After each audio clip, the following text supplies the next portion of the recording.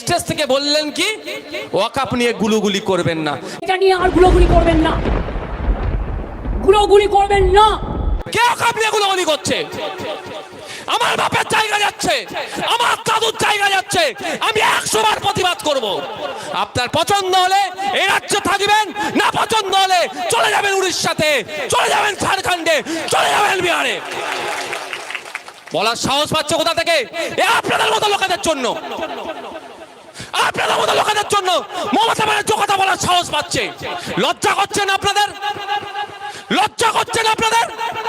মুর্শিদাবাদের মতো জেলাতে দাঁড়িয়ে, যেখানে সংখ্যালঘু সমাজের মানুষ প্রায় 70%, ওখানে দাঁড়িয়ে এই ওয়াকফ নিয়ে যেভাবে খিল্লি করলো, পেলে কোথা থেকে সাহস?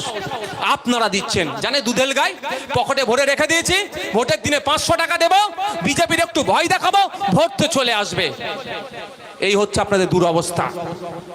আমি তো ভেবেছিলাম মমতা ব্যানার্জি মহাশয়ের কাছে উনি অল পার্টি মিটিং ডাকবে, সবাইকে ডাকবে, উনি প্ল্যান করবেন, সবাই প্রতিবাদ করবে, কিন্তু উনি লিডার হয়ে থাকবেন। যদি মমতা ব্যানার্জি জায়গায় আমি থাকতাম না, জায়গায় আমি অল পার্টি মিটিং ডেকে দিতাম। এই সবাই বলো কি করব, সবাই বলবে এর প্রতিবাদ হোক, সবাই বলবে সুপ্রিম কোর্টে মামলা হোক। আমি মুখ্যমন্ত্রী থাকলে বোঝানোর জন্য বলছি, আমার মুখ্যমন্ত্রী হওয়ার ইচ্ছা নাই, আমার দলে কেউ থাকলে তাকে দিয়ে আমি মামলা করিয়ে দিতাম। তাহলে হিরো কি হতো? যে মামলা করছে সরকার। তার পরিবর্তে কি বলছে, দিল্লিতে গিয়ে ভোটের সময় যখন আসবে আপনারা দিল্লির রাস্তা দেখাবেন তো? এ কারা দেখাবেন? হাত তুলে দেখান, এটা মাথায় রাখবেন।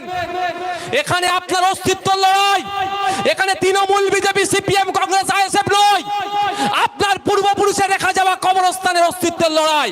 না হলে আপনার পূর্বপুরুষের কবরস্থানের উপরে দেখবেন মদের দোকান হবে, মদের ফ্যাক্টরি হবে, কিচ্ছু করতে পারবেন না। এটা মাথায় রাখবেন। যখন আইনটা পাস হয়েছে, সংখ্যার ভিত্তিতে পাস করালেও আমি তার কয়েকদিনের মধ্যেই আপনাদের উদ্দেশ্যে বলছি, একটা পোস্ট করেছিলাম আমার অ্যাডমিনকে দিয়ে, যে তুমি আমাকে মারলেও আমি এই আইনের পরিবর্তে, তুমি আমাকে জেলে দিলেও আমি এই আইনের পরিবর্তে, তুমি আমাকে খুন করলেও আমি এই আইনের পরিবর্তে। আজকে এখানে দাঁড়িয়ে বলছি, ফকির সাহেবের হুজুরের এই এলাকায় দাঁড়িয়ে বলছি, এই আইনের বিরুদ্ধে আমার জীবনের শেষ দিয়ে আমি লড়াই করব প্রত্যাহারের জন্য।